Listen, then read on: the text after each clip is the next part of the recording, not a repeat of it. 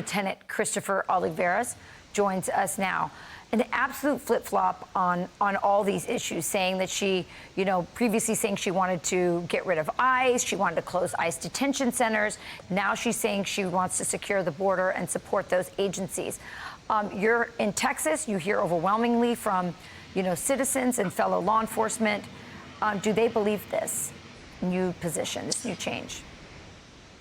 Good morning, Rachel. No, they don't. And of course, we look at that and we look at some of that messaging, as you mentioned. We look beyond that when the vice president actually mentioned that they wanted to decriminalize illegal immigration and abolish ICE. That in itself sends a clear message to those that want to make the journey to the United States that there is not going to be any consequences if we do cross the border illegally. And we've seen that in the last 2.5 years with these disastrous border policies. So people that understand the border, that have been following the border, especially law enforcement officers, first responders, military soldiers that have been on the front lines from day one, they understand. They're not buying the messaging right now. And what's to say that, if they do become, in power again, that they're going to flip-flop or reposition themselves again, where we're going to see another catastrophic situation on our border.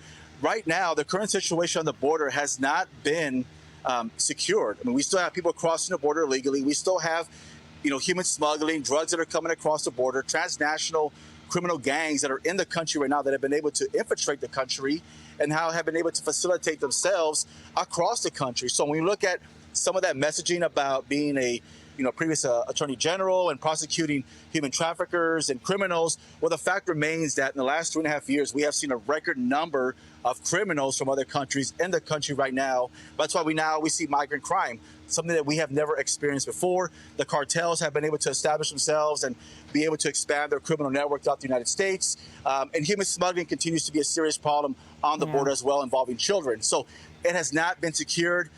If they really want to do something about the border, they're still in power right now. They can actually do something today, but they still refuse to do so.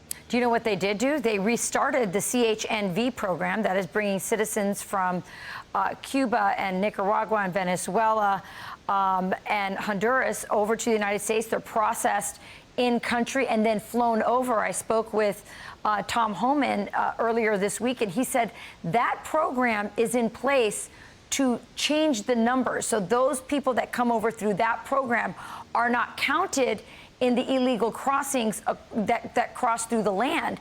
And so that way they can artificially keep their numbers low and pretend that they're actually doing something on the border when in fact they're doing the opposite. They're increasing them.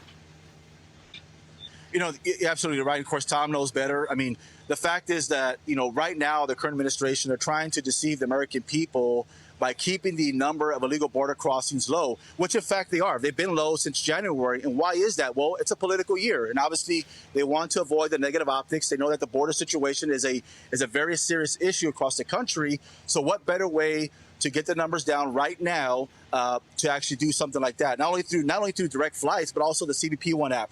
Those numbers are not counted in the overall number of illegal border crossings. So, of course, it's going to look like the border is somewhat secured when you have numbers down, but it's quite the contrary. And that's one thing the American people need to understand is don't be deceived by those type of optics. We do have a very serious situation on our border. The message remains the same here in Texas, Rachel, from Governor Abbott, our lieutenant governor, our legislatures. We all have been the same as far as the messaging. We're going to continue using every resource at our disposal at the state level to help secure the border. We have not backed down. We're going to continue moving forward. I know you guys are working hard. I've been with you on the ground, and I see what you guys are doing, and it just feels like it's no wonder that people are getting demoralized because you're getting no federal support. By the way, that CHNV program was suspended because of corruption.